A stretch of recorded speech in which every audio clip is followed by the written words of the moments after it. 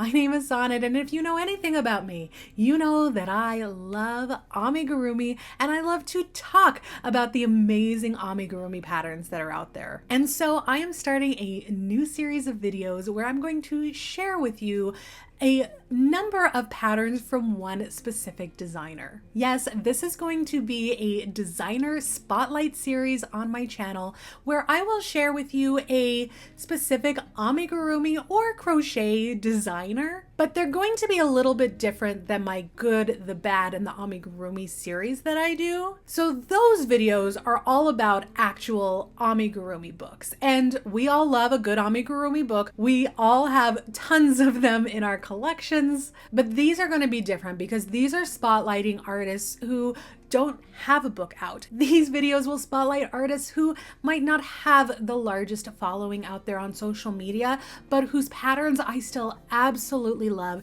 and I absolutely want to share with everybody. So if you love adorable crocheted toys, then stick around because we're going to be talking about some of the cutest amigurumi I have ever made. Oh my goodness.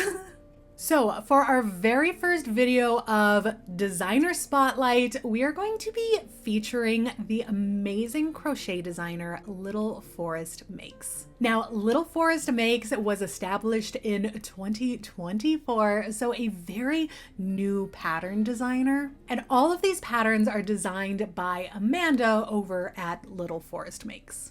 Now, I'm getting all of this information from the Etsy page as well as the Instagram page.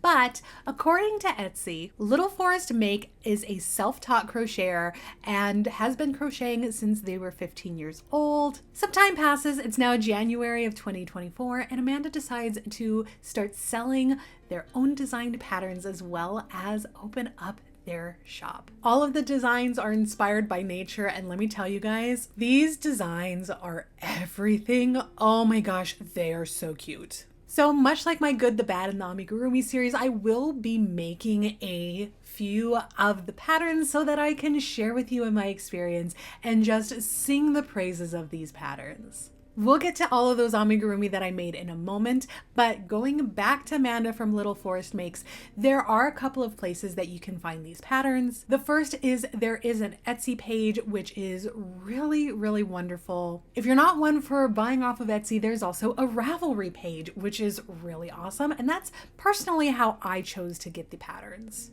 In addition to Etsy and Ravelry, Little Forest Makes also does have an Instagram page, so be sure to go follow that Instagram page and see all of the adorable posts and things sharing all of these adorable patterns. And it's a really, really wonderful Instagram account. And there's also a Patreon, which I just learned today. And you know what? I will be signing up so quickly. I just, can't not sign up for this Patreon. Through Patreon, you'll get some sneak peeks at designs and you can help name things, and there's Discord access and all kinds of wonderful things. So if you're looking to also further support this designer, you can definitely check out Patreon as well. So I became familiar with these patterns, I want to say maybe around the springtime. I was blown away the moment I first saw them.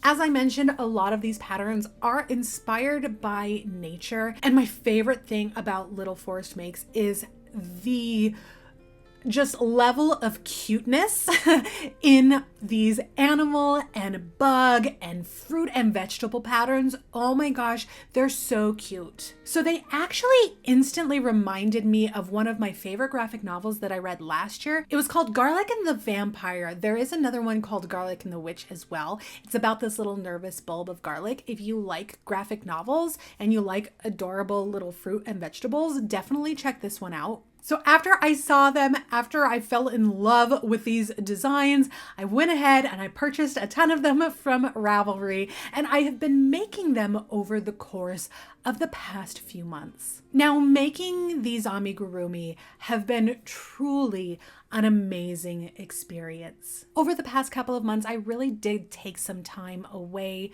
from everything while my kiddo was on summer vacation.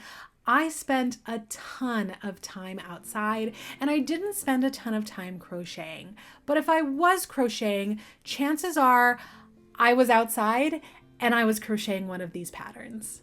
So I created them beside streams, and I took them on little hikes throughout the day, and it was just a really, really special experience making these amigurumi. Now, I know that sounds a little crazy, and I typically don't have that kind of connection with something else while I'm crocheting. Usually I'm sitting here in my craft room. I usually have an audiobook going, or I have a YouTube video going on or something like that.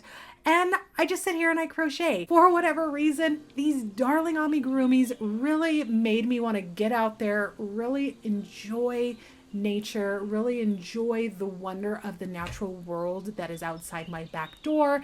And I absolutely loved making these. It was so nice to listen to the babbling of a creek as I was crocheting up a strawberry, while I was crocheting up the most darling bulb of garlic that I will ever see in my life. There was such a calm, soothing rainstorm that was going on, and it was so wonderful.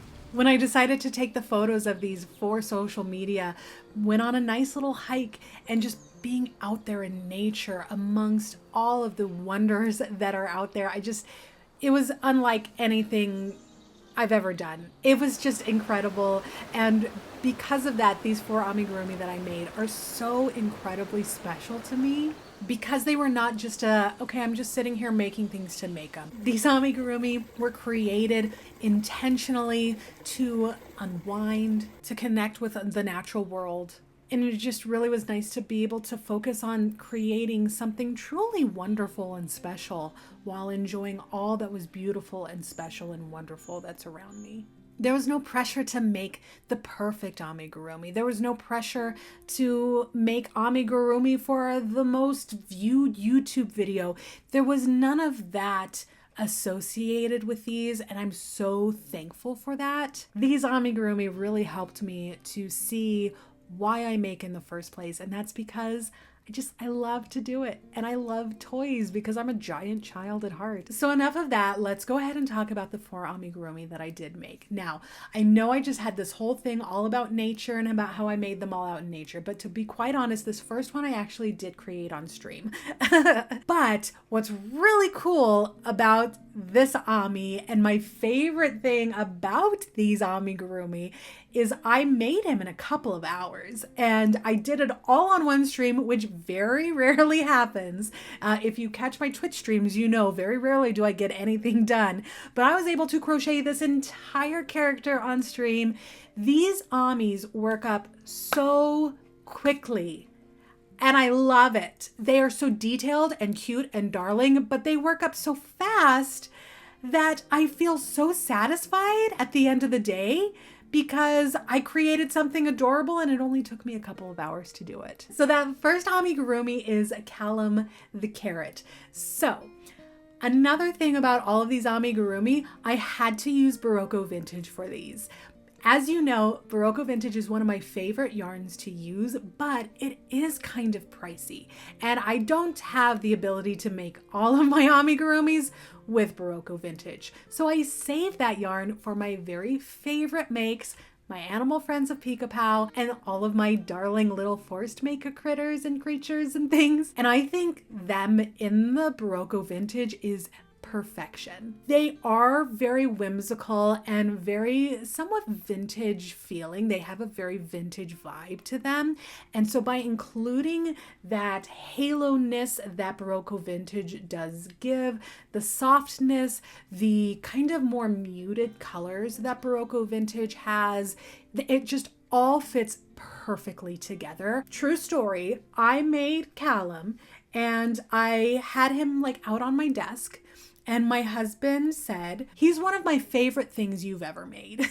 Now, when a husband tells you, I love that, that's one of my favorite things you've ever made, of course you got to give it to him. I had to. So he actually now sits on my husband's desk. He is so cute. He's so fun. I love his little leaf up here. Oh my gosh, so cute. The next character we have is Sarah Strawberry. I love strawberries. Strawberries are one of my favorite foods in the whole world. So I had to make Sarah the strawberry. I think she is so cute. Oh, she's got some tape on her there. There we go. With her darling little dress. So sweet. Now I didn't have a very red kind of Barocco vintage color, but I did have this more pinky color. And at first I didn't know how well it was going to work, but it worked out great. I think she turned out wonderful. Much like Callum the Carrot, she did not take long at all. You know, an afternoon crocheting by the riverside is all that Sarah took. So I absolutely love her. She is so sweet. I did change up her eyes a little bit, and I did use the more kawaii eyes that I have, and they're cute. I really like them. I think from here on out I will just use the regular safety eyes, but I do like the kawaii ones. That was the second one that I made, which is Sarah the Strawberry. This is the one that I originally saw that reminded me of the graphic novel that I loved so much, and that is Gregory the Garlic. I mean, come on. So sweet. Just so sweet. I loved Gregory. Now, Gregory, same thing. Only took me a couple of hours to whip him up. I love garlic. I love to add garlic to everything that I'm cooking. And again, he just reminds me of that graphic novel that I love so much. So yes, love Gregory Garlic here, and can't recommend this pattern enough. One thing I have yet to mention is the difficulty of these patterns. So they are a great size Ami, you know, regardless of what yarn you're using. But I also found that the patterns are so easy and simple and just straight to the point. There's not a lot of complex direction. Gregory maybe a little bit, but not really. You would think it would be more complex to get that bulb shape, but it's really not that difficult at all. Everything about these Amigurumi is fairly simple, and I have no doubt that an advanced beginner could whip these up. So the last friend is actually not a fruit or vegetable. It is a bug. And oh wow. He's my favorite. I love all of them. I love you guys dearly. You really are truly wonderful. But this one, he takes the cake. Oh my gosh. This one was the most detailed and did take me the longest. But even though he did take me the longest, it was only, you know, maybe an hour or two longer than the other ones. It wasn't like this one then took me weeks to make. Are you ready? He's so cute.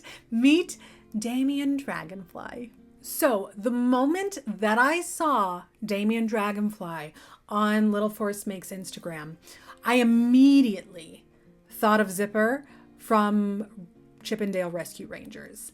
Immediately. And I knew I had to make it because I am a 90s kid and the Rescue Rangers were it. Damien here is actually a bug bundle that is a modification of another one of Little Force Makes patterns. So Little Force Makes has Bonnie the Bee, which is an adorable pattern. It's super cute. I do plan to make Bonnie the Bee. But then shortly later released a bundle of mods where you take that base Bonnie pattern and you then create other bugs based off of Bonnie Bee. Try saying that 10 times fast. So there's a moth, dragonfly, butterfly, and then also a ladybug mod for the bee pattern, and all of them are equally cute. So all in all, what do I think? Well, I mean, it's no surprise. I absolutely love these patterns. If you are looking for adorable, very unique and very cozy vintage-like toys that don't take a lot of time, in fact, only take a few hours to make, these are for you. If you are brand new to crochet or amigurumi making, you might want to get a couple of beginner patterns under your belt, but there's really nothing terribly difficult about these. These are totally perfect for advanced beginning crochet artists and amigurumi makers, and you should have a fairly easy time if you know the basics. The patterns are well written. There's some amazing pattern photos in there. And with the option like Ravelry and Etsy, you do have a number of places to purchase them, which I think is really cool too. So yes, I absolutely 100% recommend these patterns, and I can't praise them enough. But that's not all. Oh no, on their Etsy, Little Force Makes also has like pattern planners, which are super cute. So you download these templates, you can then print them at home, and you have this darling little pattern planner, which is so handy and amazing. There's really cute coloring pages on Etsy. Now you guys know I love a coloring book, and the fact that all of these cute little characters now have their own coloring pages that you can download and color. Oh my gosh, I think that is so amazing. There's stickers and canvas bags and t-shirts and enamel pins. Oh my gosh, there's so many amazing offerings on the Etsy page and through Patreon and all of it. I will have all of Little Force Makes links down below, so please go check them out and just support and show all the love, because they truly are a very skilled designer, and you can tell the passion is there, and I absolutely love it. So that's it for our very first designer spotlight. Please let me know what you think of these videos. What designers do you want to see next? But that's all I have to say about that. Thank you so much for being here. I love you so much. You are so wonderful. I will see you next week for some Halloween goodness, and I will see you all a little later. Bye.